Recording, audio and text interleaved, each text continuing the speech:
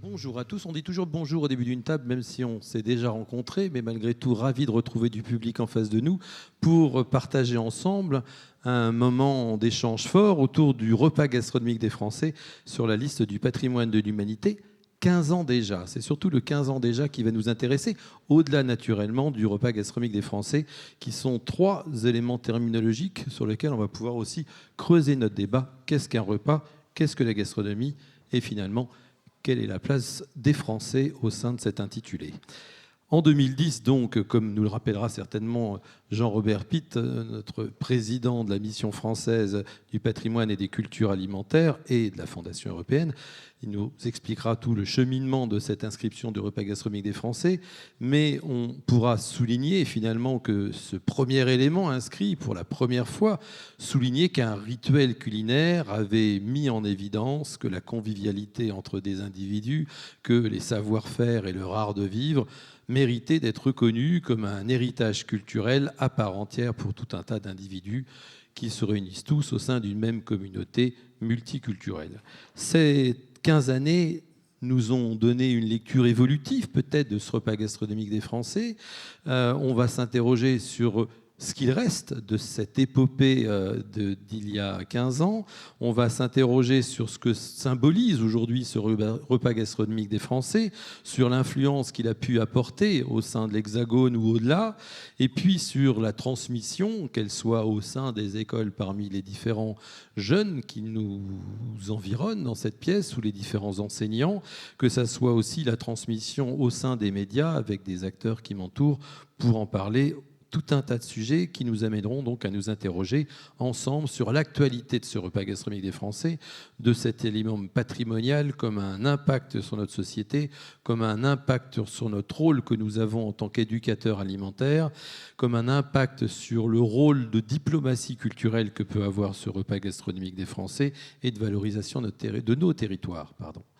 Pour ce faire, j'ai le plaisir, et c'est un grand plaisir, d'avoir autour de moi d'éminentes personnalités que sont Julie Andrieux, journaliste culinaire qu'on ne présente plus naturellement et productrice télé, Laurent Gardinier, le président des Relais et Châteaux, qui est ici parmi nous, Nicolas Mazière, inspecteur général du Conseil général du Conseil général de l'alimentation, de l'agriculture et des espaces ruraux, et puis Jean-Robert Pitt, qui est président de la mission française du patrimoine et des cultures alimentaires et de la Fondation européenne, va pouvoir donc potentiellement nous souligner tout ce qui a évolué. Et je dis potentiellement car on va pouvoir s'interroger, Jean-Robert, sur est-ce que réellement il a évolué cet élément alimentaire?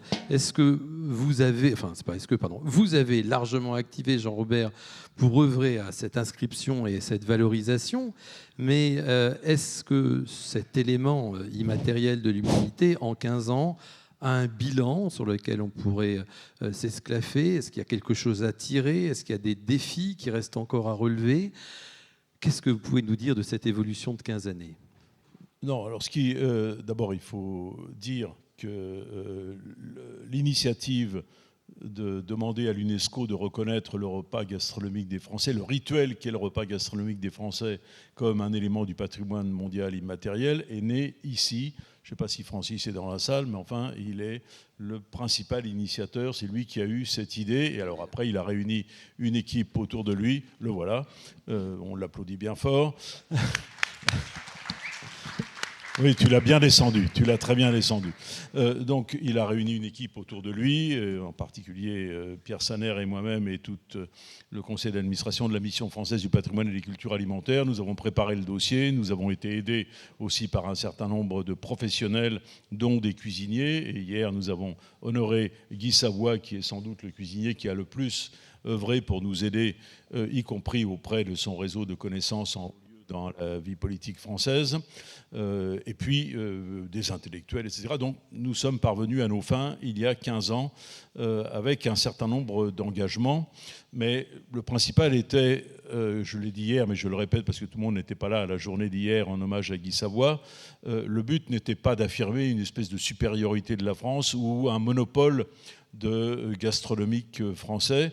Il y a beaucoup de pays au monde qui ont des gastronomies très intéressantes. Presque toutes les sociétés ont des gastronomies qu'on peut ne pas aimer ou ne pas aimer selon nos cultures, mais il y a des très bons plats dans tous les pays du monde. Et d'ailleurs, maintenant, il y en a une quarantaine ou une cinquantaine, je crois, qui sont entrés au patrimoine mondial de l'UNESCO, et un certain nombre de plats ou de cuisines qui sont sur la liste du patrimoine national de ces pays. Donc ce qui a changé depuis 15 ans, c'est qu'il est admis enfin que manger et boire, ce n'est pas seulement un acte alimentaire diététique ou un acte économique ou un acte en lien avec l'agriculture et les filières agroalimentaires, c'est un acte culturel.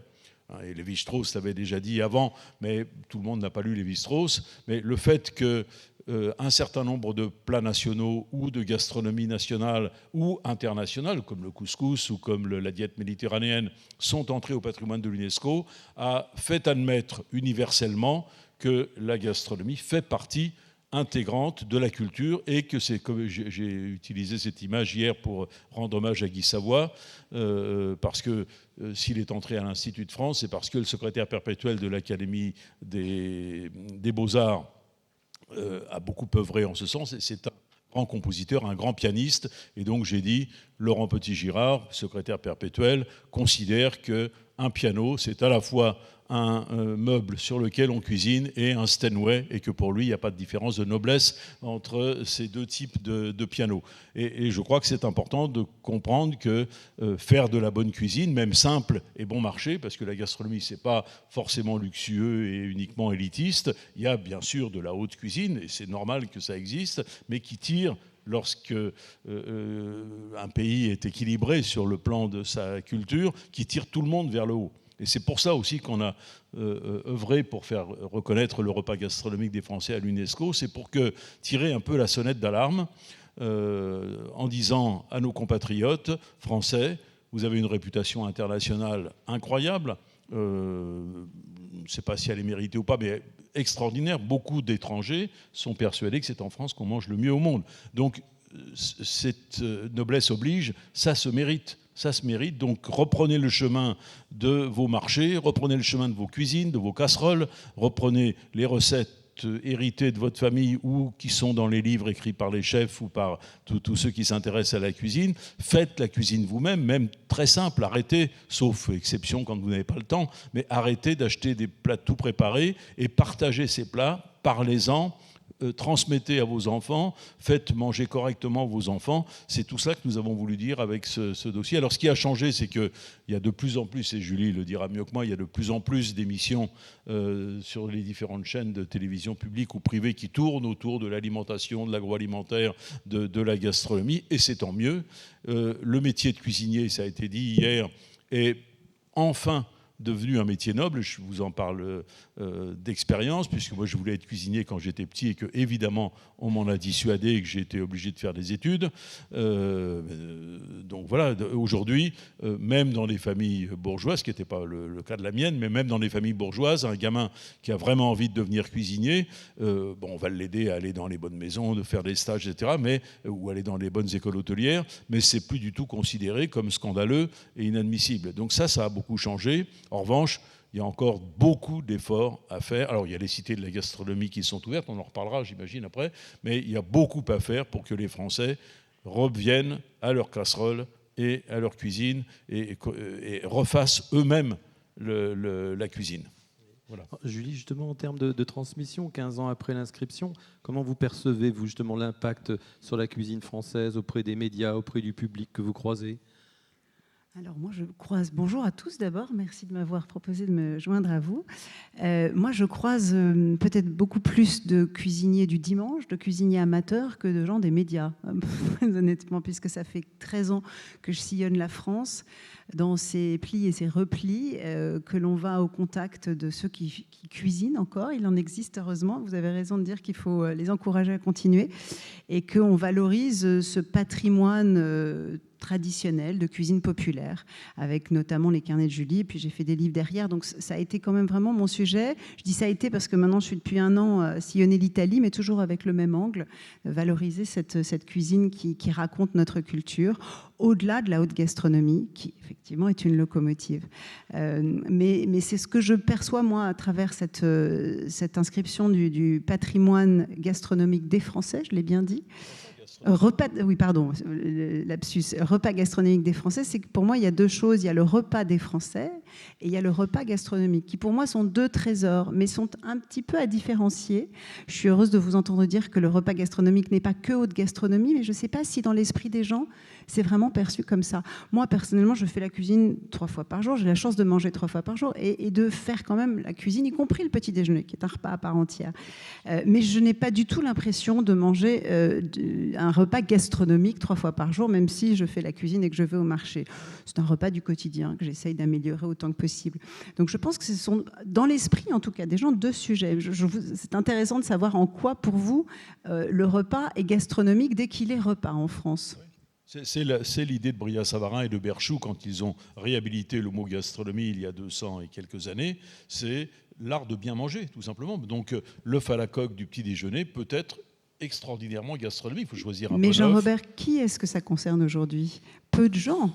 C'est ça, il faut convaincre, on est là pour convaincre nos compatriotes que c'est très important de prendre un immense plaisir à manger un bon œuf à la coque avec des mouillettes merveilleuses, du bon beurre. C'est sûr, rien du tout. C'est un peu le rocher de Sisyphe, mais je suis d'accord avec vous.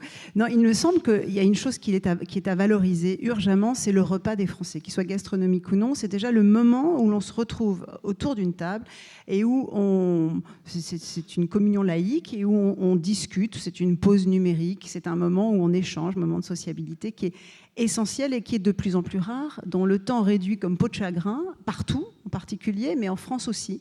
J'ai lu un chiffre qui m'a sidéré.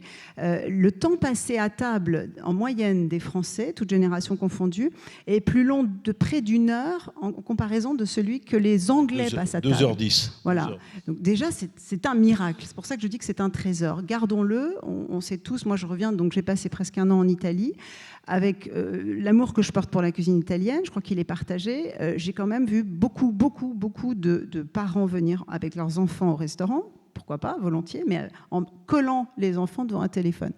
Et alors ça, pour moi, c'est l'antithèse du repas gastronomique, qu'il soit français ou italien. Et j'étais attristée parce que pour moi, il restait encore ce dernier bastion du respect de la table, où quand on se met à table, on parle, on échange. Il est rogné de plus en plus, notamment par le numérique. Et donc ça, je crois que c'est vraiment une valeur française à protéger. Et après, il y a la gastronomie. Pardon, je l'ai dit ceci, mais c'est comme ça dans mon esprit. Il y a la gastronomie et la haute gastronomie, qui sont un trésor aussi, mais qui sont parfois un frein, je trouve, à la perception que notamment les étrangers et les jeunes en France peuvent avoir de la cuisine française, où on a l'impression qu'elle est encore sous sa cloche d'argent, où elle est très imposante, elle est peut-être réservée à une élite. Et c'est en effet une locomotive, parce qu'on sait que c'est une somme de culture, de savoir, de recettes qui remontent à Taïwan, au Moyen-Âge, et qui n'a pas d'égal, à mon avis, dans le monde, peut-être la cuisine chinoise. Et donc c'est évidemment un modèle, mais force est de reconnaître qu'aujourd'hui, dans les grands hôtels du monde, les grandes chaînes d'hôtels, Laurent, peut-être vous nous le confirmerez, il y a de moins en moins de restaurants français, à moins d'un grand chef très, très célèbre mondialement, et de plus en plus, pour prendre cet exemple que je connais, de restaurants italiens ou asiatiques. Pourquoi ? Moi, ça me questionne et ça m'inquiète. Et je me demande si la cuisine française n'a pas tendance à avoir du mal à être perçue autrement qu'une cuisine d'élite. Et notamment, je terminerai là-dessus, on sait qu'il y a une mouvance de la street food. Alors, il n'y a pas tellement de mots cuisine de rue, pourquoi pas. Elle existait là aussi au Moyen-Âge, donc pourquoi pas. Qui gagne du terrain de plus en plus, en France comme ailleurs. Il y a une appétence, il y a une demande. Je trouve que la cuisine française n'a pas su prendre ce train-là, alors qu'il y a des plats qui pourraient s'adapter à cette vie nomade qui est la nôtre aujourd'hui, je pense tous ceux qui sont ici. Donc il faut à la fois préserver ce moment du repas qui est essentiel, ne serait-ce que dans une communauté d'ailleurs culturelle et sociale, et en même temps prendre le train de cette modernité et arriver à faire en sorte que la cuisine française s'adapte au portefeuille, avec une proposition économiquement viable pour la plupart d'entre nous, et en même temps à nos modes de vie qui aujourd'hui sont effectivement très, très nomades et très plus spontanés. Vous nous faites une parfaite transition en évoquant Taïwan. Merci beaucoup, Julie. Laurent Gardinier, dans vos différents établissements, ainsi que les établissements de la chaîne Relais et Châtons dont vous êtes président, comment finalement ces différents établissements incarnent, transmettent ce repas gastronomique des Français auprès d'une clientèle française ou surtout internationale chez les Relais et Châteaux? Alors, il est vrai que par rapport à la discussion qu'il y avait entre Jean-Robert et vous, chère Julie, en ce qui concerne cette casquette de Relais et Châteaux, on est plutôt sur la dimension de gastronomie.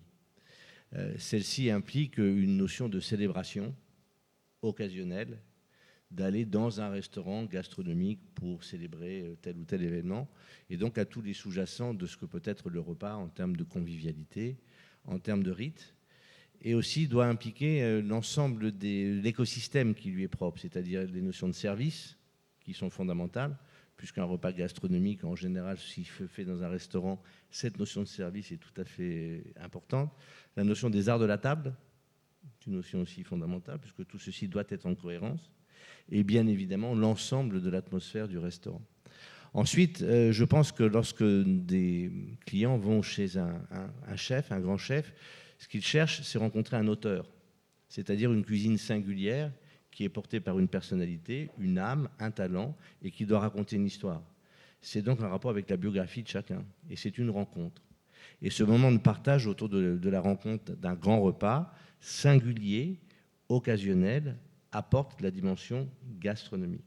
Il est évident que le repas quotidien des Français a une importance qui doit être soulignée, célébrée et encouragée. Mais en ce qui concerne la casquette gastronomique, c'est, semble-t-il, un élément qui se développe et qui fait que globalement, quoi qu'on en dise, la gastronomie française fonctionne bien. Peu de chefs ont fait faillite, peu de chefs ont des équations économiques tout à fait difficiles, parce que lorsqu'on travaille bien, on rencontre un public, son public. Et c'est donc l'individualité du chef qui assure sa singularité et donc, en général, son succès. Alors après, la cuisine française est-elle, j'allais dire, en perte de vitesse? Je pense qu'il faut plutôt penser en matière de relativité plutôt qu'en absolu. C'est-à-dire que les écosystèmes, on le voit bien chez Relais Châteaux, on opère dans 65 pays différents, et les écosystèmes culinaires ont considérablement évolué dans les 10 ou 15 dernières années, et aujourd'hui, la cuisine devient un des éléments sociétals extrêmement forts dans 80% des pays dans lesquels nous opérons. En Amérique du Sud, au Pérou, en Argentine, au Guatemala, aux États-Unis, bien évidemment, en Asie, en Afrique, la cuisine devient un élément très fort du patrimoine et une compréhension par les pouvoirs publics que c'est un élément d'attractivité très fort en termes touristiques, mais aussi la reconnaissance d'une dimension culturelle et sociologique, sociétale très importante. Et donc, plutôt que de dire que la cuisine française décline, c'est plutôt de se dire que beaucoup de cuisines sont naissantes et beaucoup de cuisines émergent. Et donc, dans cet univers, je pense que la France se défend très bien, mais qu'il existe aujourd'hui des propositions culinaires qu'il était impossible de considérer ces dernières années, mais qui aujourd'hui sont très vivaces. Quand on voit le cheminement fait par le Pérou, qui est à l'origine, évidemment, de l'essentiel des produits que nous connaissons, que ce soit la tomate, la pomme de terre, tout ce que l'on veut, eh bien, c'est un pays qui, à peu près une quinzaine d'années, avec des grands chefs comme Gaston Acurió, a pu porter un message d'Amérique du Sud, une forme d'universalité, avec le ceviche, avec un certain nombre de plats. Quand on voit ce qui se passe aujourd'hui en Thaïlande, je ne parle pas de la cuisine japonaise, qui est une cuisine qui est très ancestrale, dont les liens avec la cuisine française sont très anciens. Mais la Thaïlande aussi a un écosystème très fort, et les cuisines du Moyen-Orient aussi. Donc on voit bien que là, il y a une naissance d'un écosystème qui me paraît évidemment très encourageant, mais qui doit être relatif par rapport à la dimension strictement française. Pour revenir à cette date d'il y a une quinzaine d'années, Jean-Robert l'a souligné, ça a été un événement extrêmement important dans nos métiers. Tout à coup, il y a pu avoir, comme je l'ai rappelé ce matin, une forme de consécration de la part de l'université, c'est-à-dire une forme d'élite intellectuelle qui a pu considérer ce que nous faisions, et Jean-Robert le soulignait, comme étant finalement un peu avec dédain. Et aujourd'hui, je pense que ça a contribué à repositionner la cuisine dans son écosystème total, celui de la formation, de la transmission, celui évidemment de la valorisation des terroirs, de la valorisation des filières, la saisonnalité des produits. Tous ces éléments trouvent un écho, je pense, extrêmement puissant parce que le repas gastronomique français ou des Français a été célébré et donc institutionnalisé comme étant quelque chose de puissant via l'UNESCO. Merci beaucoup. On insiste sur le des Français, car avant tout, c'est une notion de communauté qui est soulignée dans cette notion d'inscription au repas gastronomique des Français.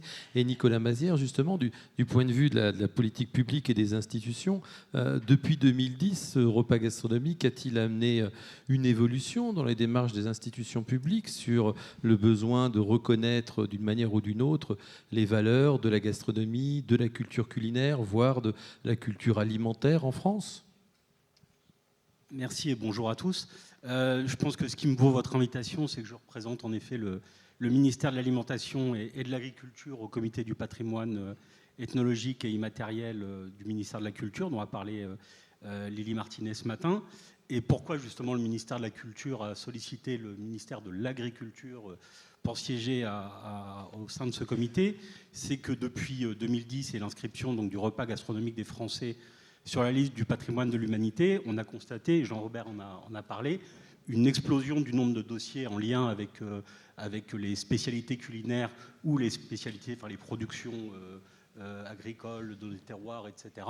Et on voit bien qu'il y a déjà, donc, comme l'a dit Jean-Robert, une cinquantaine de dossiers reconnus à l'UNESCO, toute une série également de dossiers reconnus sur la liste de l'inventaire national, et un certain nombre ont été présentés cet après-midi en atelier ou le seront demain. Je pense notamment à la découpe bouchère à la française qui sera évoquée demain. Donc on voit bien que l'inscription du repas gastronomique des Français a déjà été a fait office de déclencheur pour que soit reconnue toute une série de traditions culinaires, alors même que la Convention de 2003, et on l'a dit ce matin, n'était pas nécessairement pensée pour cela. Donc ça, c'est quand même intéressant à voir. Ensuite, le deuxième élément, et c'est là qu'on peut rebondir sur les politiques publiques, c'est que la première conséquence de l'inscription sur la liste du patrimoine de l'humanité, au-delà de la consécration, de la célébration ponctuelle, du coup de projecteur, on va dire, que ça donne immédiatement sur le dossier, c'est avant tout des obligations qui portent sur les porteurs de projets. C'est-à-dire que si on reconnaît sur la liste du patrimoine de l'humanité une pratique, un savoir-faire, etc., c'est parce qu'on considère qu'il s'agit d'un patrimoine qu'il faut protéger sans le mettre sous cloche, mais en même temps valoriser et penser aux mesures de sauvegarde et donc de transmission, de progression, de valorisation, etc. Donc c'est là qu'il est important de voir que la France a 15 ans d'expérience en la matière, une expérience plus ou moins réussie, on en reparlera sûrement avec les réseaux des cités de la gastronomie, mais également tout un tas de festivals ou de manifestations qui ont lieu régulièrement en France et qui servent justement d'exemple pour les autres dossiers. On en a parlé également ce matin, il y a sous l'égide de l'UNESCO et avec le soutien du Royaume d'Arabie Saoudite, un atlas qui est en cours de préparation pour décembre 2026, je crois, une sorte de registre des bonnes pratiques sur les meilleures façons de valoriser notre patrimoine culinaire, j'allais dire mondial, notre savoir-faire, la mise en commun des connaissances en matière de transmission, etc. Donc tout un ensemble de bonnes pratiques qui seront inscrites au titre du registre des bonnes pratiques à l'UNESCO avec des fonds conséquents mis sur la table pour aider à la constitution de ce fonds, notamment de ce fonds documentaire. Le lien également avec les politiques publiques, et là c'est un fait qui malheureusement est constaté un peu par tous les acteurs, c'est que la gastronomie, beaucoup en parlent, notamment dans le milieu politique ou institutionnel, et peut mettre en place des outils. C'est-à-dire que la gastronomie, ça concerne à la fois le ministère des Affaires étrangères, avec beaucoup de choses qui se font à l'international, dans les ambassades, etc. Le ministère de la Culture, on vient d'en parler. Le ministère de l'Alimentation et de l'Agriculture, et on reviendra certainement sur le lien qui est quand même essentiel avec nos terroirs. C'est-à-dire que historiquement, notre cuisine s'explique par les produits qu'on trouvait sur le territoire. Et ça, je pense que c'est essentiel dans l'aspect de transmission avec les générations, de faire comprendre le lien, qu'est-ce qu'ils mettent dans l'assiette. Et je pense que là, il y a du boulot, d'apprendre aux futurs cuisiniers, et je ne parle même pas des Français de façon plus générale qui cuisinent de moins en moins, mais savoir quel est le produit qui peuvent trouver la saisonnalité, etc., les races de viande, les morceaux de viande, etc. Voilà, de faire le lien entre le produit et la cuisine. Il me semble que là, il y a énormément de travail à faire. Le ministère, évidemment, de l'économie et des finances, avec l'aspect compétitivité dont on a parlé un peu plus tôt dans l'après-midi, sur les bistrots et cafés parisiens, et plus généralement la restauration. Voilà, tout un tas de ministères, et qu'il n'y a pas forcément une bonne coordination interministérielle, et que les porteurs de projets, et Pierre Saner en sait quelque chose, sont souvent un peu laissés à leur bonne volonté, ou en tout cas il faut aider à ouvrir des portes. Merci. Depuis tout à l'heure, on parle du repas gastronomique des Français avec une vision France. On va peut-être pouvoir envisager de regarder l'élasticité de cette représentativité. Est-ce que d'un point de vue régional, on a aussi un regard particulier sur ce repas gastronomique des Français? Est-ce qu'il y a des acteurs dans certaines régions qui ont été leviers pour promouvoir ce repas gastronomique des Français? Ou à l'international, est-ce qu'il y a également des acteurs qui font promotion avec, pourquoi pas, un menu au sein d'un restaurant, un menu qui s'intitulerait repas gastronomique des Français? Julie, peut-être pour l'aspect régional, et toute personne qui souhaiterait prendre la parole sur ce sujet. Écoutez, alors non, je rebondis sur ce que disaient Jean-Robert et Laurent sur l'ennoblissement de la cuisine. Moi, quand j'ai voulu commencer à faire de la cuisine, donc c'était il y a 30 ans à peu près, j'étais issue d'une famille qui ne cuisinait pas du tout, je m'en suis jamais cachée. Je pense que c'est d'ailleurs ce qui m'a permis de me lancer dans la cuisine avec autant d'aplomb, parce que j'avais tout à apprendre, et peut-être que c'est aussi ce qui a fait que mon langage était intelligible par un grand nombre de gens qui, comme moi, ne savaient rien à la cuisine. Et à l'époque, je me souviens, j'ai eu la chance d'être prise sous l'aile de Claude Lebet, qui était un très grand critique gastronomique. Et je me souviens que j'avais la sensation que si je n'étais pas la fille d'une mère lyonnaise ou que si je n'aspirais pas à devenir un grand chef, je n'aurais aucune chance de faire de la cuisine. C'est un petit peu ce qui avait cours dans les milieux gastronomiques. Et donc je me suis dit non, en fait, je ne veux être ni un grand chef, ni plagier une mère lyonnaise. Je pourrais peut-être exister autrement. Et à partir de là, j'ai pensé à la télévision parce que j'avais une mère comédienne et que j'avais vécu dans les coulisses des théâtres et voilà, et dans ce genre d'univers. Et à partir de là, effectivement, j'ai commencé à le dire autour de moi. Et là, j'ai reçu, comme vous le disiez, un accueil un peu froid, en disant la cuisine. Et j'avais l'impression tout d'un coup d'être une soubrette qui descendait à la cave pour faire la cuisine pour des bourgeois.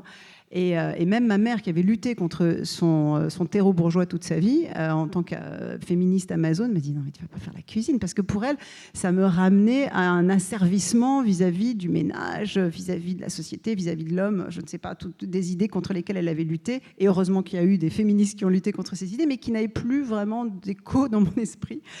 Et donc, c'est là où je trouve que cette protection, cette inscription a beaucoup joué. C'est que peut-être avec les émissions de télévision, on a eu tout de suite une perception, comme vous le dites, plus noble, plus culturelle de cette cuisine, en se disant c'est pas seulement effectivement pour s'alimenter, pour remplir une fonction vitale, c'est une somme de connaissances, de culture, mais de culture que l'on partage, de culture au sens populaire. C'est là où moi j'ai essayé de mettre en valeur cette culture populaire aussi, qui n'est pas que dans la haute gastronomie, mais qui est une culture que l'on peut partager et célébrer à table. Et j'ai vraiment vu cette évolution, puisqu'au début, effectivement, faire de la cuisine était très marginal, et puis petit à petit, c'est devenu presque à la mode. C'est un terme un peu fort, mais grâce notamment aux émissions de télévision, pas à la mienne, certainement pas, mais au concours de cuisine, sans doute. Aujourd'hui, les cuisiniers sont des rockstars, quoi, à peu près, hein. Et ça, je trouve que c'est vertigineux, parce qu'on a franchi un chemin immense, en grande partie grâce à vous, à votre équipe et à cette inscription, en passant vraiment d'une pratique subalterne jusqu'à aujourd'hui un art, puisqu'on parle vraiment d'un art. Oui, je voudrais rebondir. D'abord, il y a eu des femmes qui ont cuisiné et qui étaient ultra féministes. Je pense à Colette, par exemple. Colette adorait cuisiner, adorait manger. On n'a pas fait un métier. Oui. Mais... Pardon, non, mais et Marguerite Yourcenar, qui faisait son pain tous les jours à Mont-Désert. Oui, mais Colette, c'est il y a longtemps, il y a un siècle. Donc, alors, une deuxième chose que je voudrais dire avant de répondre à la question sur les cuisines régionales, c'est que ne pense pas qu'il faille faire la différence entre cuisine de tous les jours et gastronomie. Vraiment, je crois profondément à ça, et c'est ce qu'on a voulu mettre dans le dossier UNESCO. La gastronomie, elle commence à l'alimentation quotidienne et elle concerne les pauvres comme les riches. Donc même quand on est pauvre, on peut très très bien manger. Et il y a 50 ans, dans beaucoup de familles qui n'avaient pas de moyens, on faisait la cuisine matin, midi et soir. C'était le cas dans ma famille, et on mangeait très très très bien avec 3 sous. Donc on peut faire de la gastronomie. On ne l'appelait pas gastronomie d'ailleurs, hein. Le mot n'était pas utilisé dans le langage courant. Mais il faut pas faire. Alors on peut parler de haute cuisine, effectivement, c'est la gastronomie créative, des grands chefs, etc. Les produits de luxe qui ont toute leur place. Mais c'est comme la musique, il n'y a pas la grande musique, ça n'existe pas. Il y a effectivement de très grands compositeurs, de très grands orchestres, de très grands interprètes, mais c'est grâce à eux qu'il y a, par exemple, dans un pays comme l'Allemagne ou dans un pays comme la Suisse, une diffusion du savoir musical et du goût de la musique dans les classes populaires, et tout le monde fait de la musique, tout le monde chante. Donc il faut...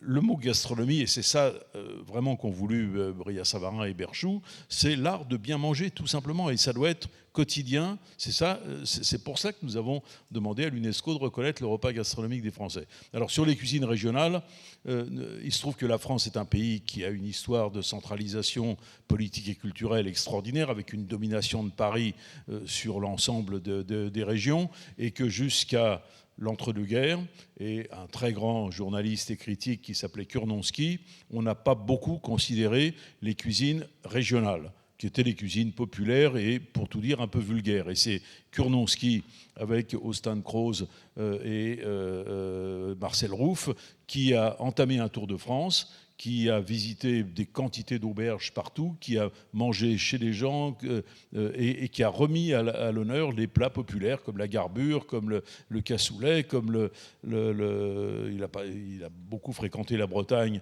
des palourdes rôties au beurre au four de Mélanie à Riec-sur-Belon, ça le faisait fantasmer. Il y a passé toute la guerre d'ailleurs, ça lui a fait prendre quelques kilos, et il est mort malheureusement en tombant de son balcon parce qu'il avait un peu trop de poids un matin. Mais je crois qu'il faut savoir qu'il n'y a pas la cuisine parisienne n'est pas plus noble que les autres cuisines. Il y a effectivement un très grand nombre de restaurants créatifs à Paris, mais il y a des restaurants partout en France, et depuis maintenant 30 ou 40 ans, des restaurants qui sont au milieu de nulle part et qui attirent la terre entière. Nous avions hier parmi nous, comment s'appelle-t-il, Régis Marcon, qui est à Saint-Bonnet-le-Froid. Je ne sais pas si certains d'entre vous sont allés à Saint-Bonnet-le-Froid, c'est quand même une aventure. Là, on parle de haute gastronomie, hein.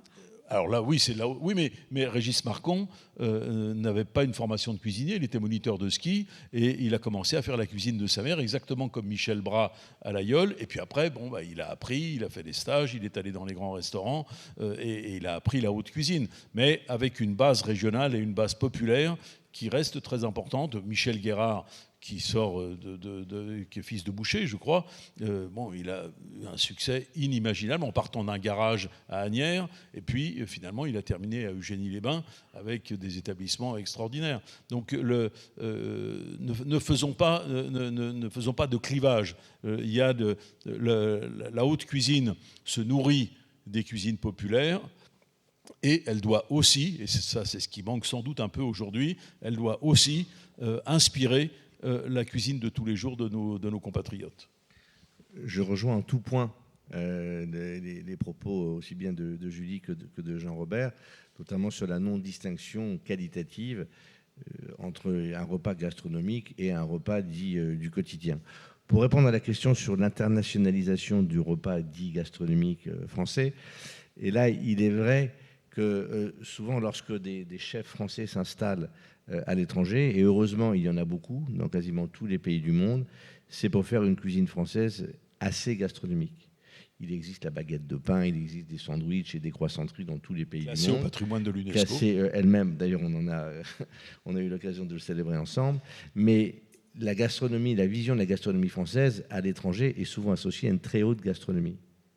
Et c'est, je pense, là un des freins qui existe à la diffusion d'une cuisine plus accessible, qui est le propre de la cuisine italienne, pour revenir sur les deux. C'est-à-dire que la cuisine italienne a une capacité à faire très bon, très simplement, et d'une manière très lisible. La cuisine française, la manière dont elle s'exporte est beaucoup plus technique, beaucoup plus élitiste, et donc donne à penser que seule cette cuisine existe et non pas une cuisine plus traditionnelle française. Et donc cette dichotomie qui existe entre, l'exportation d'une cuisine française, essentiellement gastronomie du fait de très grands chefs qui s'installent dans tous les grands pays du monde, est de nature à donner une perception de la France comme étant une gastronomie un peu élitiste. Et je pense que c'est regrettable parce que c'est absolument pas la réalité. Et je tiens à souligner tout de même qu'il existe une vitalité de la gastronomie ou de la restauration ou de la cuisine en France qui est tout à fait extraordinaire. Je me souviens, il y a quelques années, bon nombre de critiques anglo-saxons considéraient que la cuisine française était morte et que seule la cuisine anglo-saxonne, du fait notamment de la défense du 50 best.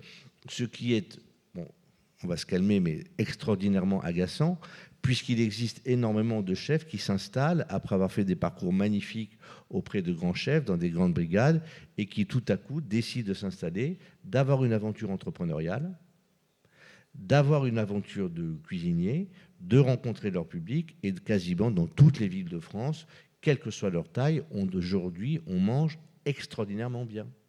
Parce qu'il y a eu un écosystème que peu de pays ont. Nos systèmes de formation professionnelle, nos filières professionnelles et bien évidemment nos grands chefs qui forment des milliers d'apprentis par an et qui eux-mêmes ensuite ont un ruissellement, ce terme à la mode, et qui permet à faire vivre dans toutes les régions de France une gastronomie simple, très goûteuse et qui ont compris les considérations de saisonnalité et de circuit court. Et donc je pense que la cuisine française est très dynamique, très bonne pour la plupart, et surtout porteuse d'un avenir tout à fait encourageant.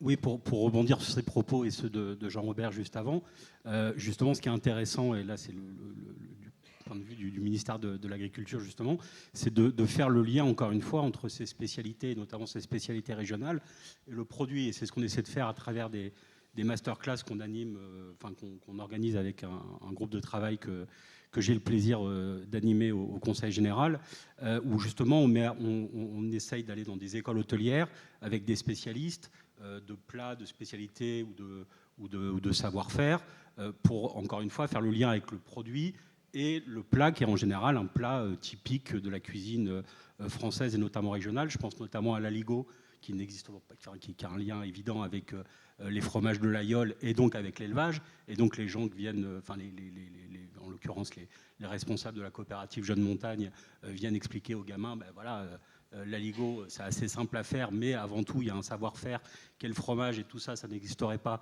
sans l'élevage, et sans l'élevage il n'y aurait pas nos paysages fantastiques de l'Aveyron, etc. Et qui en même temps explique l'histoire du renouveau, de l'évolution de l'aligot qui au départ était du fromage fondu, servait aux pèlerins sur le chemin de Compostelle sur une tranche de pain. Et quand la pomme de terre a été introduite en Europe, on a mis de la pomme de terre à la place du pain. Et donc ça explique aussi aux gamins qu'une recette, elle n'est pas figée, elle évolue avec les progrès, etc. Idem avec le cassoulet qui, sans les haricots et encore avant la fève, n'existerait pas, et le lien avec le lauragais. Le plat du pauvre ou la choucroute ou le plat de fèves ou de haricots, il pouvait être mangé comme ça, et puis quand on avait un peu de moyens, on remettait de la viande dedans, de la charcuterie ensuite, ou du poisson pour la choucroute, etc. Donc ce lien entre produits du terroir et nos spécialités régionales est essentiel, et notamment ce qui est très intéressant et qui intéresse beaucoup les jeunes, c'est de voir par exemple l'histoire de l'aligot, comme vous l'avez très bien dit, c'est aussi l'histoire du chemin de fer, alors de la désertification de l'Aveyron, mais le chemin de fer qui permet aux Aveyronnais de débarquer sur Paris. Voilà, on ne va pas refaire l'histoire des bistrots parisiens, etc., mais l'aligot qui arrive à Paris.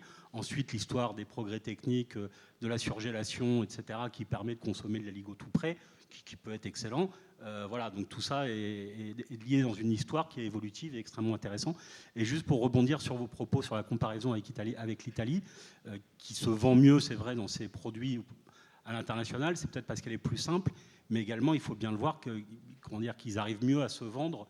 Je parle des producteurs, hein. Ils sont beaucoup mieux organisés. Je veux dire, pour prendre un exemple à la mode, qui chassent en meute à l'international et sur les salons à l'international, vous voyez Italie, Made in Italy, etc. Alors que nous, ça va être les AOP de telle région, etc. Et qu'il y a du mal à fédérer tous ces acteurs pour, encore une fois, être organisés et être plus groupés à l'international. C'est tout à fait vrai, mais je tiens aussi, pour défendre notre système gastronomique au sens large, quel pays a les meilleurs ouvriers de France? Et quand on voit le travail fourni par les candidats, l'apprentissage qu'ils mettent des années de leur vie, qui a le Bocuse d'Or? Alors, il y a des Bocuses d'Or organisés partout. Mais ce que je veux dire, c'est que ça tisse, là aussi, cet esprit d'écosystème à travers des concours, une filière d'excellence. Et je pense que l'inscription du repas gastronomique des Français a contribué à valoriser ces filières d'excellence. Et quand on parle de gastronomie, moi j'ai une sensibilité personnelle très forte sur cette activité, il ne faut pas oublier la viticulture. Parce que aussi la mise en avant, bien évidemment, des produits de terroir, mais aussi des vins. N'importe quel restaurant a un rapport avec une sommellerie, on a fait l'expérience encore aujourd'hui, avec une viticulture locale qui elle-même donne sens, parce qu'elle a un rapport souvent avec les chefs, avec les sommeliers. Donc là aussi, je pense qu'on a la chance de bénéficier d'éléments objectifs tout à fait singuliers. Alors nous ne sommes pas les seuls. L'Italie a une gastronomie, une viticulture magnifique. L'Espagne en a une. Enfin, dans beaucoup de pays d'Europe et du monde, il y a les deux. Mais un tel degré d'excellence, je pense que la France, de ce point de vue-là, est tout à fait singulière. Et le dernier point, vous l'avez dit, mais il faut le souligner tout de même, le soft power de la gastronomie française est tout à fait important. Elle a été compris, je pense, avec beaucoup de pertinence par Laurent Fabius. Ça a beaucoup surpris le monde, mais tout à coup, on a dit, tiens, le ministère des Affaires étrangères aura sous sa coupe le ministère du Tourisme. Tout le monde a dit, mais c'est totalement invraisemblable. Bon, c'était sous Bercy. Bon. Mais Laurent Fabius a compris, en recevant les chefs au Quai d'Orsay, en alimentant, en demandant aux ambassades de porter la gastronomie française, a compris, comme évidemment ça s'était passé à Vienne avec Talleyrand et Carême, que la gastronomie était un élément important du rayonnement de notre pays. Et je pense que l'inscription participe de toute cette compréhension. Et aujourd'hui, ce rattachement n'est pas globalement au gré des ministères. On a un peu de mal à s'y retrouver aujourd'hui, en ce moment en tout cas, mais n'est pas remise en cause d'une manière très importante. Mais c'est quand même pas mal d'avoir le ministère du Tourisme, puisqu'il dépend... Si tu me permets juste un mot de rebondir. Nous sommes le pays le plus en retard sur l'apprentissage en France par rapport à l'Allemagne, par rapport aux pays du nord de l'Europe, à la Suisse, sauf en matière de cuisine et en matière de vin, où il y a énormément d'apprentis, donc ça veut dire que la transmission se fait très très très bien et que des jeunes qui n'ont pas forcément des parents dans la cuisine ou dans le vin peuvent devenir cuisiniers et vignerons grâce à l'apprentissage et à ce goût qu'ont beaucoup de chefs, des grands comme des moyens, de la des transmission. petits, de la transmission. Les chefs français adorent transmettre. En Italie, ça se fait beaucoup plus, me semble-t-il, familialement. Vous avez mère-fille, mère-fils, père-fils, mais dans beaucoup de trattoriers ou de petits restaurants italiens, vous avez la famille qui est en cuisine, qui est en salle, à la caisse, bien sûr, toujours la maman à la caisse, mais c'est une transmission très familiale. En France, ça existe aussi, mais l'apprentissage marche très, très, très bien. Non, je réfléchissais, vous avez tout à fait raison. Mais il me venait une anecdote. J'ai passé 3 mois à Rome. J'ai eu la chance de passer 3 mois à Rome l'année dernière. Et forcément, je suis allée, notamment pour les besoins d'un livre que j'ai publié, dans les trattoriers, plus que dans les restaurants gastronomiques. C'est ça qui m'amusait. C'est ce qu'on va tous chercher d'ailleurs. Surtout à Rome, qui est très touristique. Il vaut mieux aller dans les trattoriers que dans les restaurants dits gastronomiques. Voilà. Onéreux et peu intéressants pour la plupart.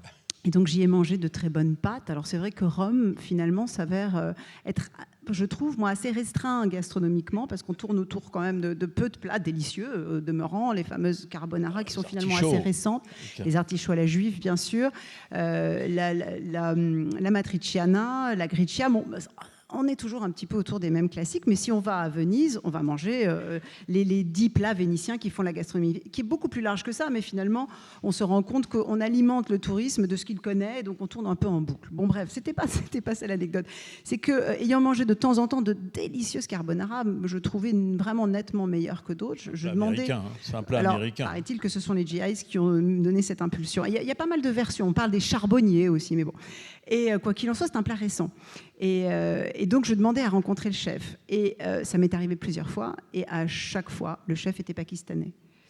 Et donc, je sentais que la maman à la caisse était un peu gênée. Et donc, elle a essayé par différentes gesticulations de me dire « Oh, revenez plus tard ». Je dis « Non, j'aimerais bien… » Alors, je l'ai félicité, il faisait très bien. Mais je me suis aperçue que, définitivement, ceux qui maîtrisaient l'art de la carbonara, c'était les Pakistanais. Donc, ça relativise beaucoup de choses quand même. Parce que c'était quand même une réalité. Et d'ailleurs, il y a je crois qu'il y a un restaurant à Rome qui est considéré, qui a été noté par pas mal d'académies comme le meilleur restaurant, un des meilleurs restaurants italiens, qui est une trattoria très simple, et le chef est, je crois, algérien. Et il fait, paraît-il, des carbonara qui ont été couronnés par tout un tas de prix. Donc je trouve ça amusant, il ne faut pas oublier de le souligner, que cette immigration a aussi apporté beaucoup et a réinventé en quelque sorte cette cuisine. Pour revenir au tourisme, vous disiez effectivement, c'était sous-jacent, que les touristes viennent en France. Je crois que c'est même leur première motivation pour la gastronomie, et on les comprend. Alors, ils viennent dans vos établissements, ils ne sont pas déçus, très rarement, je crois. Néanmoins, il y a eu pas mal de sondages qui ont été faits, notamment par les ministères, le vôtre sans doute, celui du tourisme, qui attestent du fait que les touristes, en général, quelle que soit leur origine, sont déçus par la gastronomie française. Alors, pourquoi ? Ils sont déçus parce que à partir du moment où ils ne vont pas dans les grands restaurants, alors on peut ne pas apprécier certaines cuisines 3 étoiles, mais ça c'est très personnel, eh bien c'est là où moi je m'aligne pas tout à fait. Le restaurant moyen de gamme est souvent décevant. Moi j'ai passé 12 ans, 13 ans à rayonner en France, quasiment toutes les semaines je partais dans une région différente, avec 25 € par tête pour toute notre équipe de tournage. Donc on s'invitait chez les gens pour suivre leurs recettes, mais on déjeunait pas chez eux pour autant.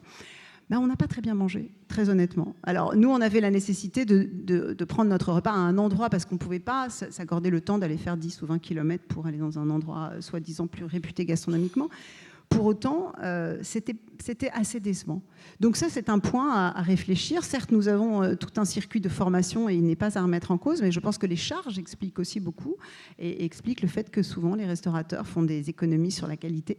Alors, et je suis tout à fait d'accord avec vous, parce qu'après, c'est la question du fait maison. Et il existe un certain nombre d'entreprises qui donnent évidemment directement au chef des capacités de sortir des crèmes brûlées, des plateaux préparés. C'est Métro, ça. Des faut le dire. Allez, oui, faut mais le le Métro est très présent sur le territoire. Des mousses au chocolat. Et donc, souvent, quand on connaît un peu ce que fait Métro et quand on va dans un certain nombre de restaurants, on comprend assez vite que 80% de la carte est faite avec simplement du réchauffage et du micro-ondes. Bien évidemment. Mais ce que je voulais dire par là, c'est que globalement, quand on cherche, alors effectivement, il y a des questions de budget, des questions de contraintes géographiques. Globalement, je puis vous dire qu'on trouve en France, dans beaucoup d'endroits, des expériences culinaires, pour ne pas employer le terme gastronomique, qui réserveraient ça à une élite, je trouve tout à fait surprenante. Et là où je réagissais, c'est que nous avons eu un French bashing de la culture et de la cuisine française absolument délirant pendant une dizaine d'années. Et je pense qu'aujourd'hui, la réponse, elle est celle de cuisiniers et de chefs talentueux qui exercent dans bon nombre de nos régions, la plupart du temps avec succès. Alors évidemment avec des prix qui ne sont pas nécessairement ceux du quotidien. J'en conviens parfaitement. Je suis absolument désolé, je dois m'absenter. Je voulais vous dire que j'étais très heureux d'avoir partagé ces moments avec vous et j'espère à très très bientôt. Merci beaucoup. Merci.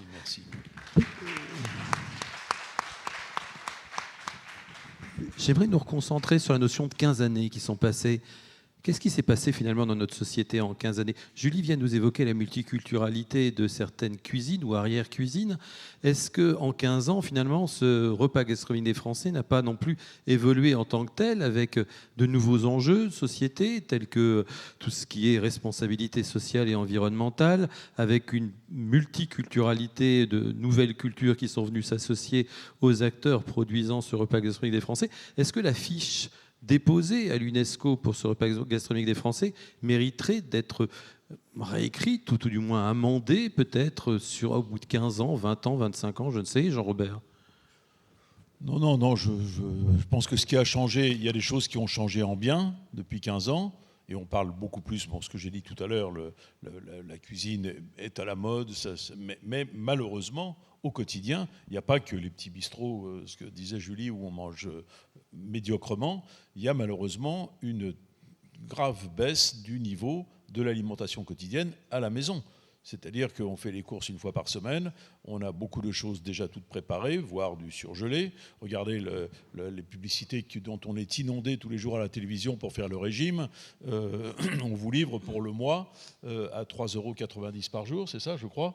Des choses que moi, je n'ai pas envie de manger quand on voit à peu près à quoi ça peut ressembler. Donc il y a et c'est bien pour ça qu'on a fait reconnaître le repas à l'UNESCO, c'est pour que les Français aient un électrochoc. Il faudrait leur faire une piqûre de rappel tous les jours. Faites la cuisine.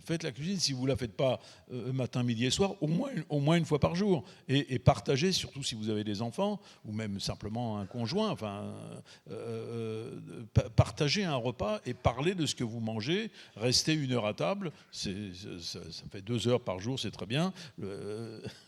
Ça correspond à la moyenne, mais aujourd'hui, je trouve que c'est un peu préoccupant, donc espérons que ça va changer.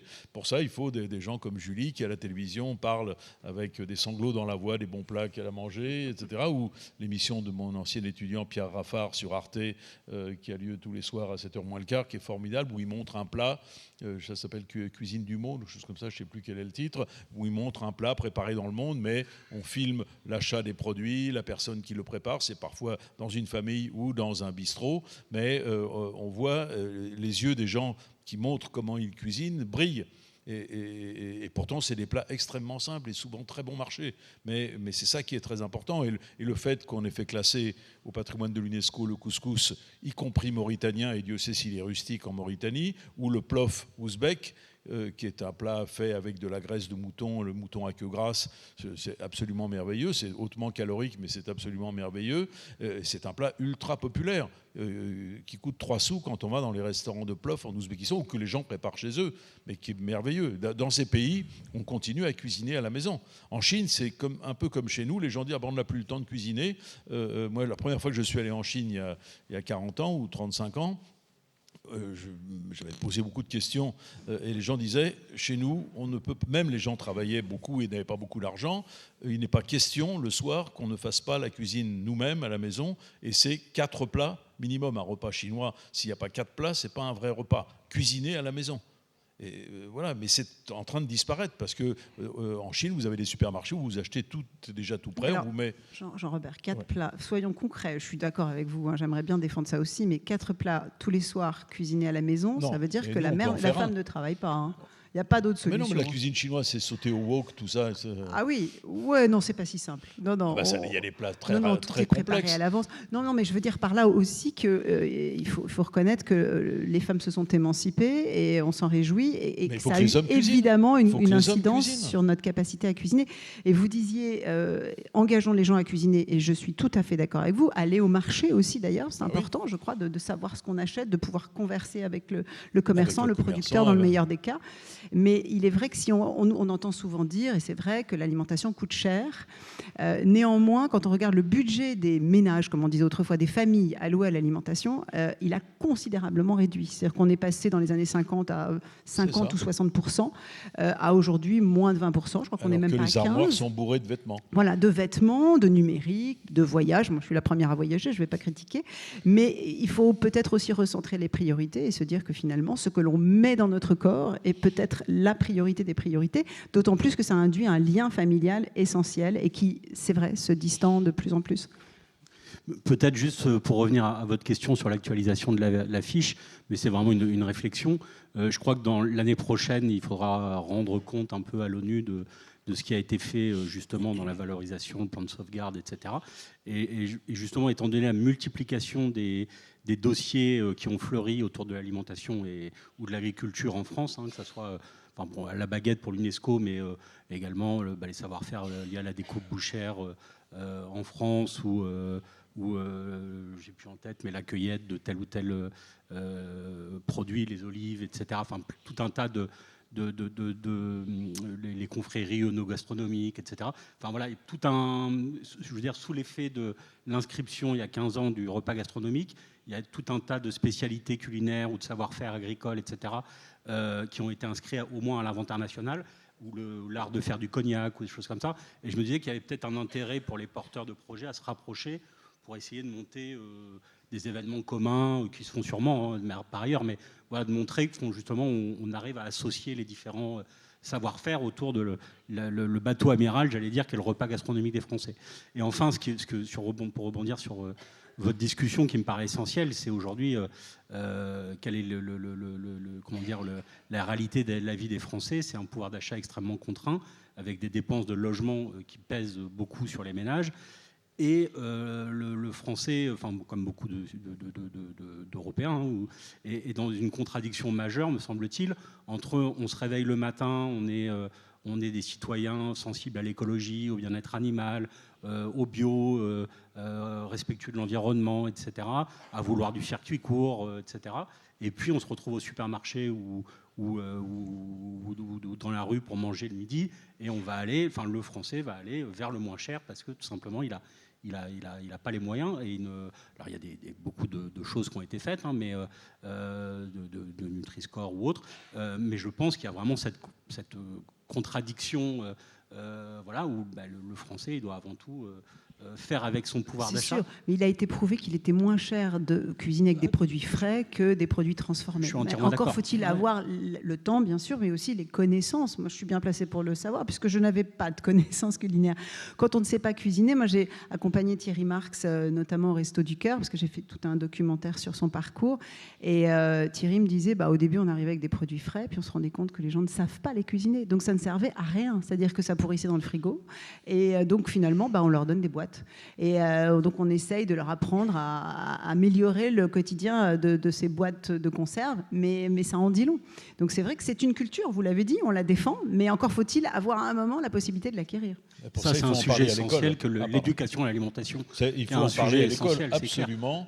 Il n'est pas normal que dans notre pays, et ça c'est peut-être une chose qu'il faut peut-être rajouter dans la fiche, c'est cette transmission à l'école. Hier, ici nous sommes à Tours où il y a une cité de la gastronomie, enfin ils ont eu le label, une partie a été créée, c'est la Villa Rabelais que préside Bruno et que dirige Francis, qui est un lieu de recherche et de documentation extraordinaire sur l'alimentation, la gastronomie et le vin, non seulement en France mais en Europe et dans le monde, donc ça c'est merveilleux, mais la partie populaire transmission qui devait depuis 12-13 ans se faire autour des halles de Tours n'est pas encore faite.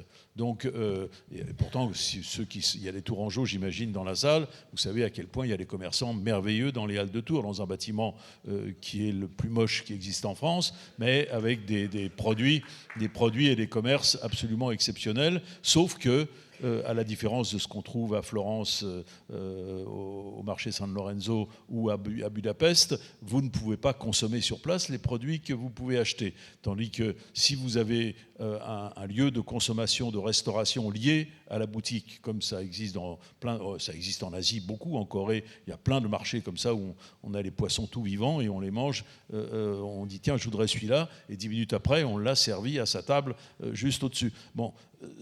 Mais ce qu'a fait la mairie, ça je dois reconnaître, j'ai entendu le maire hier en parler, c'était très bien, c'est de refaire la cuisine centrale de toutes les écoles de Tours pour qu'il y ait des produits de qualité, locaux et bien cuisinés, servis à tous les enfants. Ça c'est magnifique, formidable. Ça c'est vraiment dans la ligne de ce qu'on a voulu en demandant la reconnaissance du repas gastronomique. Mais il y a un énorme travail de transmission par l'école à faire, et un des meilleurs moyens, c'est quand même qu'on mange bien dans les écoles, entre parenthèses aussi dans les hôpitaux, parce qu'il y a là aussi un vrai problème des gens qui sont malades dans leur corps. Si en plus on leur inflige des repas effroyables, ils sont malades dans leur tête et ils ne guérissent jamais. Je me permets de rebondir là-dessus, parce que justement, un des moyens, l'éducation à l'alimentation, c'est, je pense, le cœur du sujet. Les lois récentes en la matière, les principales obligations qu'elles ont fait peser en matière d'alimentation, c'est justement sur les cantines scolaires avec la loi Egalim, avec des objectifs ambitieux, etc. Et les collectivités locales sont vraiment les bons élèves, et ça, il faut vraiment le souligner, c'est-à-dire qu'elles, par volontarisme, et puis parce qu'il y a la pression des parents politiques, et des parents d'élèves, pardon, et du coup du politique, d'où mon lapsus. Mais voilà, les collectivités locales sont vraiment les bons élèves et investissent énormément soit dans les cuisines centrales, mais en tout cas pour respecter les objectifs d'Egalim, qui ne pèsent pas sur les autres acteurs, ou même l'interdiction du plastique dans les cantines, par exemple. Vous allez en GMS, vous avez toujours autant de plastique. Donc voilà, les obligations pèsent sur certains. Et puisqu'on parle, alors c'est curieux quand on parle de gastronomie, mais on a une spécificité en France qui sont quand même, une des particularités, c'est qu'il y a des cantines scolaires partout, voilà, et que c'est quand même un atout formidable, je pense, pour un aspect essentiel, en tout cas pour moi, du repas à la française, qui est de manger ensemble à table et de passer du temps. Et c'est clair qu'on n'a pas assez de temps, mais je suis tombé sur un récent sondage qui était fait auprès des gamins d'école primaire sur est-ce que tu aimes manger à la cantine et sinon pourquoi, etc. Donc 25% n'aiment pas du tout ce qu'ils mangent, mais 65% des gamins disent j'aime la cantine parce que je mange avec mes copains. Et ça, je trouve que c'est un... Voilà, on a aussi l'option qui est la mienne de récupérer ses enfants à l'heure du déjeuner, de leur faire un déjeuner à la maison. Ce qui est pas mal aussi quand on peut se le permettre. Et moi, c'est ce que je fais tous les jours. Et ça aussi, c'est un moment de partage essentiel. Mais bon, encore faut-il avoir un emploi du temps qui le permet. Petite parenthèse, Jean-Robert, la Villa Rabelais n'est pas qu'un centre de recherche. Il y a une programmation culturelle, il y a des cycles de formation destinés à beaucoup de cibles de clientèle, jeunesse, professionnelle, des concours. Non, je suis d'accord. On a étendu notre activité au-delà de la recherche depuis de nombreuses années maintenant.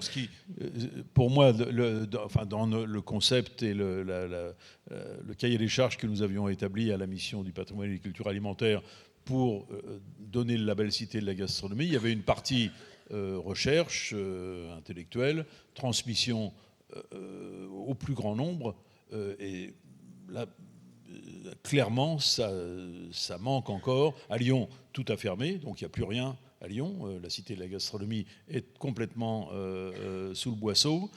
À Paris, on l'attend d'ici 2 ans, ce sera à Rungis, avec la halle des trésors gastronomiques et beaucoup d'activités autour. À Tours, honnêtement, même si la Villa Rabelais fait un boulot extraordinaire, et je salue vraiment les efforts qui sont faits, il manque encore l'aspect très populaire qui était dans le dossier d'origine. Lorsque nous avons accepté et donné le label Cité de la gastronomie, c'est un dossier qui avait été préparé au temps de Jean Germain, donc ça remonte, il y a eu 3 maires depuis, et qui comportait une partie ludique sur l'île, je ne sais plus comment s'appelle l'île, qui est devant, qui est à 2 pas d'ici, sur l'île Simon, sur la Loire. Il était même question de faire sur le pont Napoléon, il s'appelle ce pont Non, le pont qui est un peu plus loin.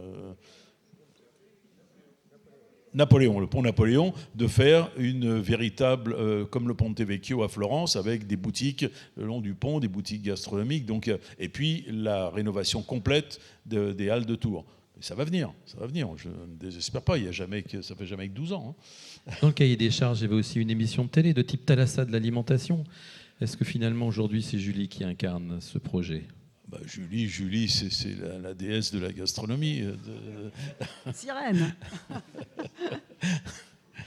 Est-ce qu'on est passé à côté d'un Thalassa de l'alimentation ? Est-ce qu'elle mériterait qu'il y ait encore plus d'émissions de télé, voire digitalisées, vu que la télévision aujourd'hui n'est plus qu'un écran parmi d'autres, qui viennent promouvoir cette culture gastronomique au sein des foyers ?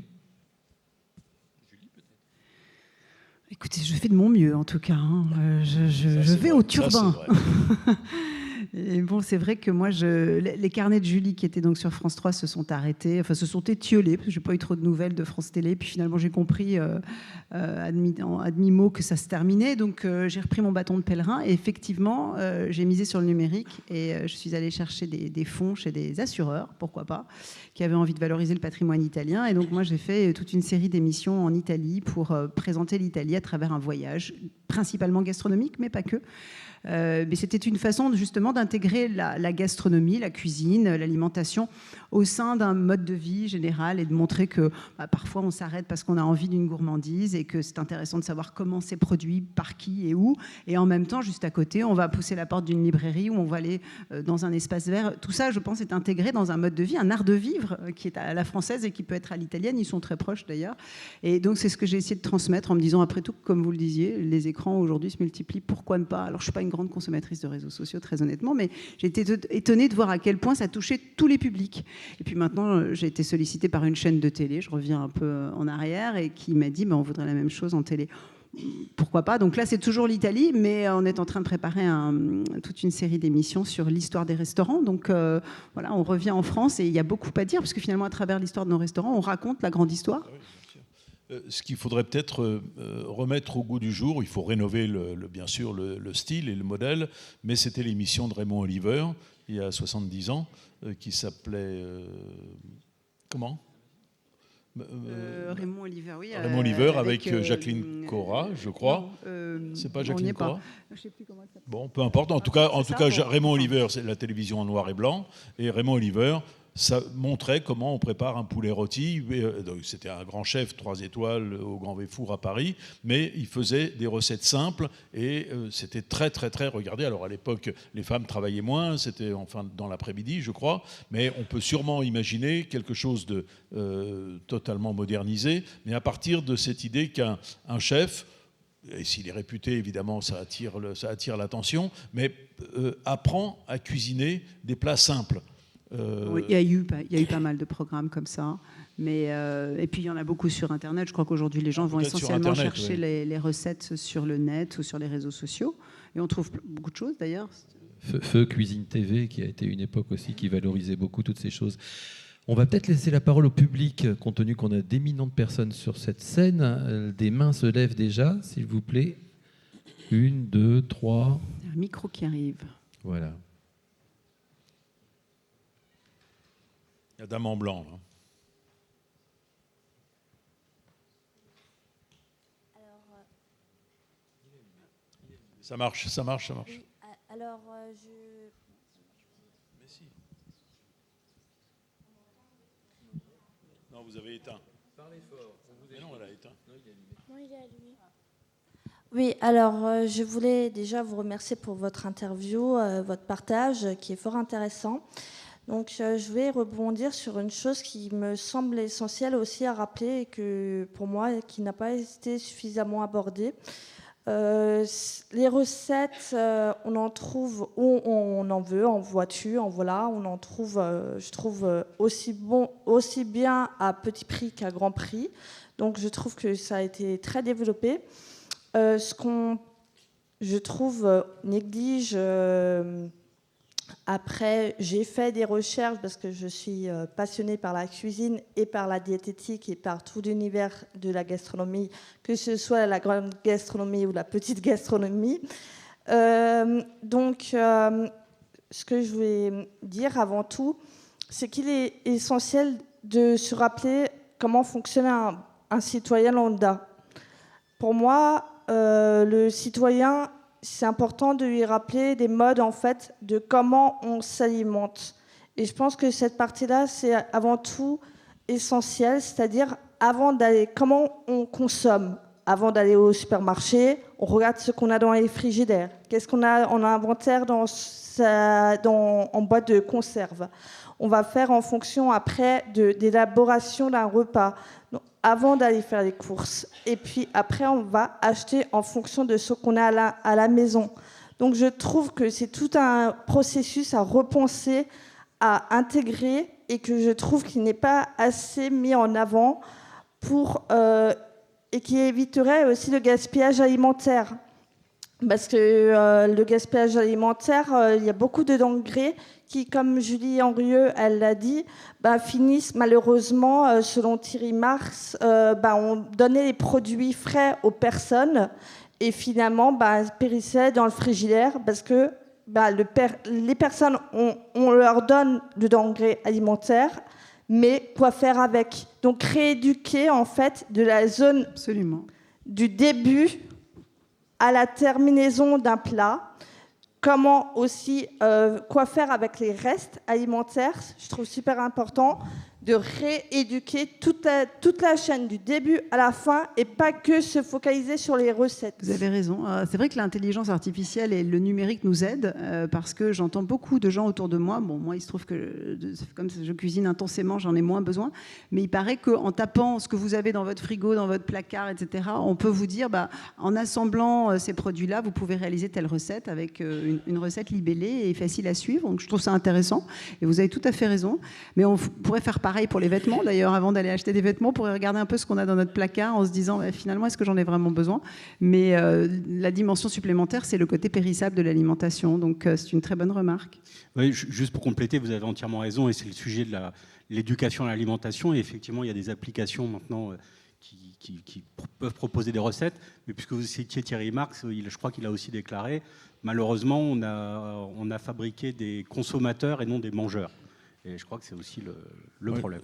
Moi, je voudrais rebondir en disant, il y a une autre solution, c'est votre frigo est vide, vos placards sont vides, vous prenez votre cabas, vous allez au marché et vous prenez ce qu'il y a de plus frais, de plus beau, pas forcément le plus cher, mais pour ça, il faut avoir un tout petit peu de culture, de goût de la cuisine. Ah bah tiens, aujourd'hui, il y a des épinards formidables. Jamais j'en ai vu d'aussi beaux, d'aussi frais, brillants. Hop, j'achète des épinards. Alors, qu'est-ce que je vais faire avec mes épinards ? Il me faut peut-être un petit pot de crème, il me faut quelques bons œufs pour les faire pocher, enfin, etc. Mais de faire son marché, la cuisine. Bocuse avait fait un livre formidable, La cuisine du marché, où il apprenait, et d'ailleurs avec des recettes toutes faisables, il apprenait à utiliser les produits de saison et à les cuisiner de la manière la plus simple et la plus goûteuse possible. C'est bien, vous savez, de faire le marché le nez en l'air, sans savoir ce qu'on va acheter au départ.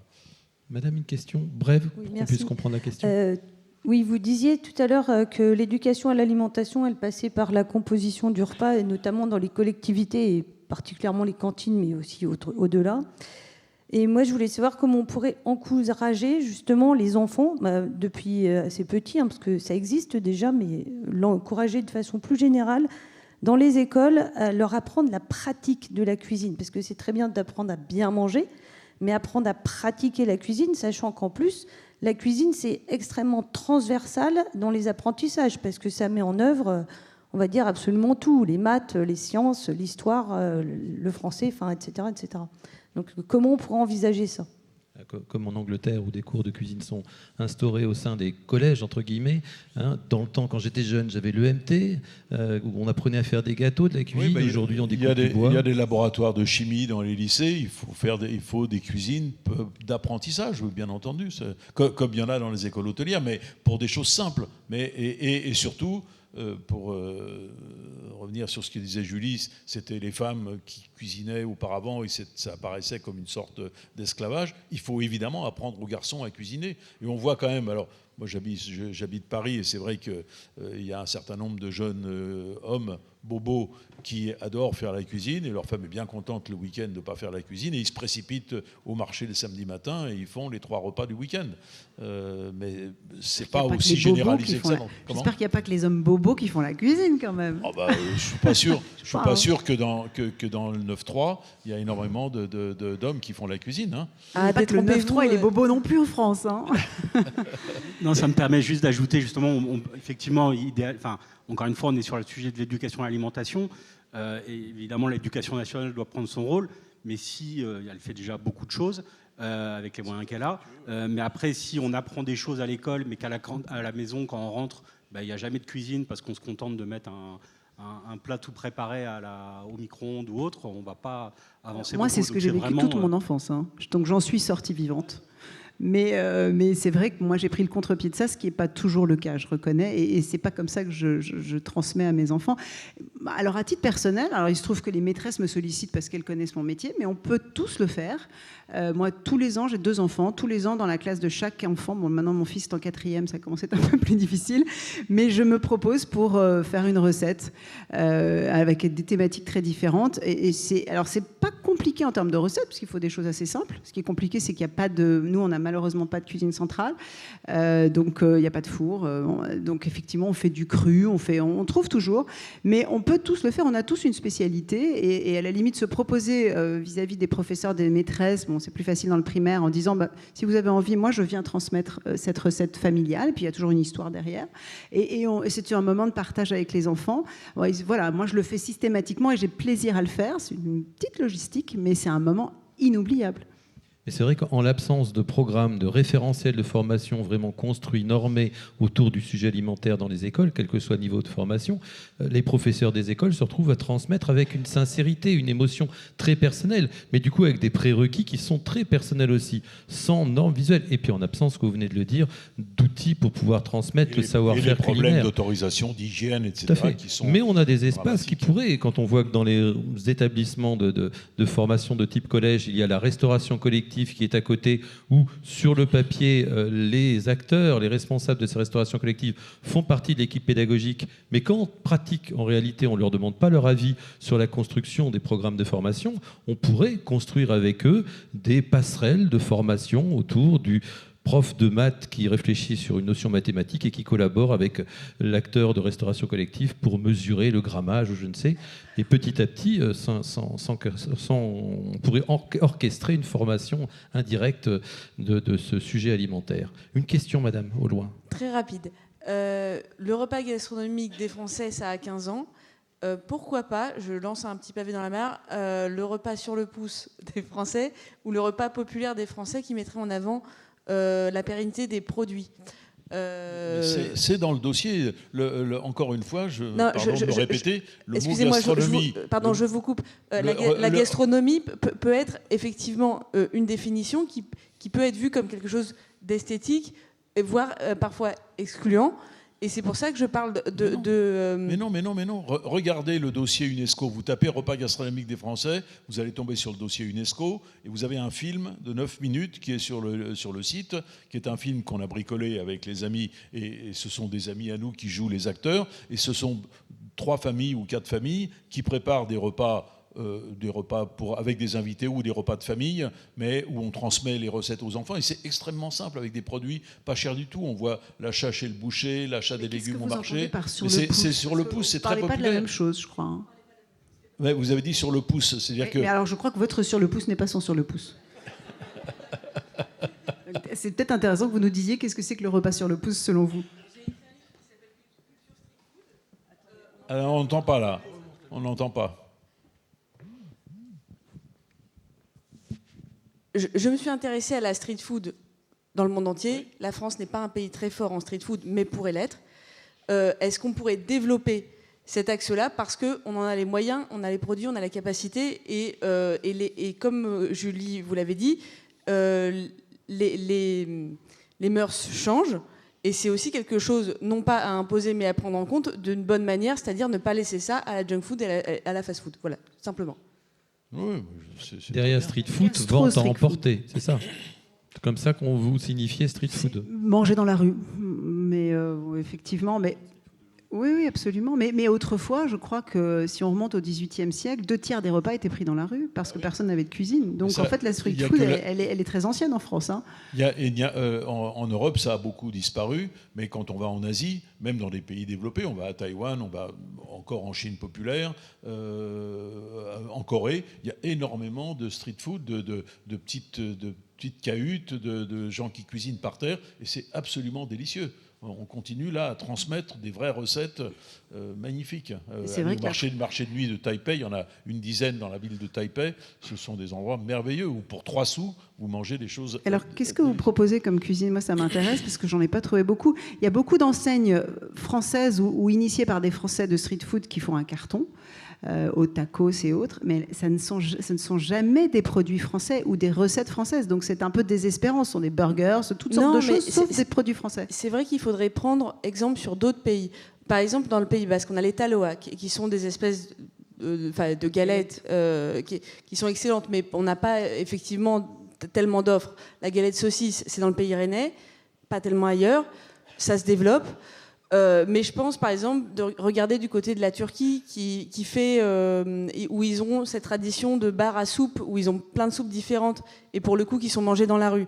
Regardez du côté du Liban, où on a les manouchés qu'on mange le matin, qui sont peut-être plus saines qu'un croissant industriel. Enfin, ce que je veux dire, c'est que, par exemple, il y a 1001 façons de petit déjeuner dans le monde entier, et ça, c'est sur le pouce.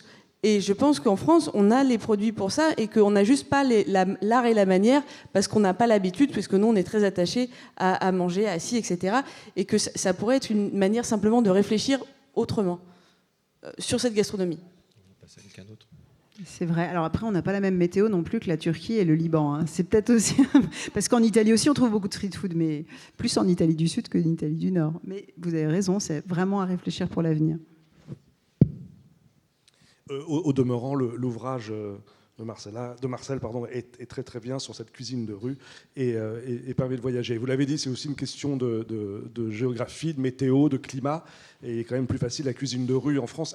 Elle existe par-ci par-là, mais elle est effectivement plus dans le sud et parfois en complément des marchés. Donc on peut aller au marché, on peut aussi avoir cette sorte de cuisine de marché à côté, dehors, à picorer comme ça. Mais comme on l'a dit aussi ce matin, pour pouvoir défendre un dossier auprès de l'UNESCO ou même préalablement à l'inventaire national, encore faut-il qu'il y ait une communauté de ces acteurs de la cuisine de rue en France pour pouvoir porter un tel dossier. Alors ça va faire plaisir à Kylian, c'est pas une question, c'est plutôt une remarque. Vous l'avez dit tout à l'heure, on le dit là, on interpelle le repas gastronomique des Français 15 ans déjà, et ce qui a changé, ce qui a évolué, et je pense que nous allons être amenés à repenser la fiche d'inventaire qui a été transmise il y a maintenant effectivement un peu plus de 15 ans, puisque c'était juste avant 2010, puisqu'il nous faut, et c'est bien la preuve que ce patrimoine est vivant, il va nous falloir actualiser cette fiche d'inventaire, l'enrichir de tout ce qui a été fait. Donc je pense que cette rencontre, cette table ronde va y contribuer, comme les questions aussi des cités de la gastronomie qui n'ont pas été assez développées, et de dire que si certaines connaissent des fortunes diverses comme celle de Lyon, ne désespérons pas.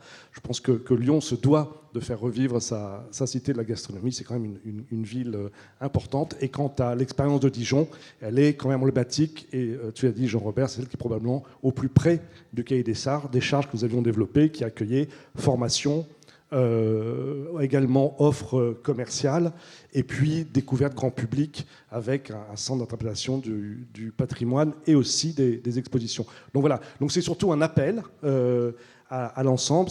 La fiche d'inventaire du repas gastronomique des Français va être amenée à évoluer. Il va falloir la repenser, la fournir, la transmettre au ministère de l'Agriculture. Et la bonne nouvelle, c'est que c'est pour mai 2026. Voilà.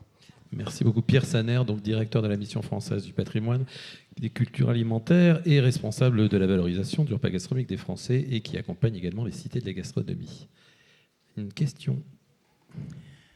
Bonjour à tous. Ce ne sera pas une question, c'est juste 2 remarques, dont une anecdote. On parlait de culture alimentaire dans les écoles. Il se trouve qu'effectivement, certains chefs de cuisine dans les écoles primaires, maternelles, font des ateliers, pratiquent des ateliers avec les classes. J'ai l'exemple d'un ancien de mes élèves qui est au lycée français de Pékin, qui est chef de cuisine donc du lycée français et qui organise toutes les semaines un atelier avec une classe différente pour les amener à cuisiner, à apprendre la cuisine, la pâtisserie dans les écoles maternelles dès le plus jeune âge. Et la deuxième remarque, c'est par rapport à la fin de votre entretien tout à l'heure. Monsieur Gardinier mettait en avant la formation professionnelle à la gastronomie française. Il parlait de filière d'excellence en termes de formation culinaire et gastronomique. Et puis d'un autre côté, Julie Andrieux regrettait d'être souvent déçue dans des restaurants hors les restaurants haut de gamme. Si l'on cherche la raison de cette déception, si l'on cherche la raison de ce constat, est-ce qu'il n'y a pas trop de restaurants qui sont tenus en France par des non-professionnels ? On a une filière d'excellence, on a un apprentissage, vous dites, qui est excellent. Par contre, il n'y a pas de reconnaissance des personnes professionnelles formées dans les lycées hôteliers, puisqu'après, ils se retrouvent dans des restaurants qui sont ouverts par n'importe quelle personne. Il n'y a toujours pas de reconnaissance de la formation pour l'ouverture d'un restaurant, au même titre que d'autres formations professionnelles. Voilà. Encore un autre grand sujet qui mériterait certainement une table Absolument. ronde. Je pense que c'est très pertinent. On va devoir conclure. Merci beaucoup. Il est vrai qu'on a évoqué de nombreux sujets autour de ce repas gastronomique des Français 15 ans après, qu'il s'agit non seulement et pas uniquement d'un simple rituel culinaire, mais non seulement d'un symbole d'art de vivre, d'un vecteur de convivialité, d'une notion de transmission culturelle, d'un levier d'attractivité pour nos territoires. On a montré que ce n'était pas un patrimoine figé, mais naturellement qui est en constante évolution. Et on a montré surtout que ce repas gastronomique des Français, c'est un élément qu'il faut qu'on apprenne à préserver et à transmettre à la fois, conserver et transmettre. Est-ce que finalement c'est synonyme? J'en sais rien. Merci beaucoup aux intervenants. Merci au public pour votre action.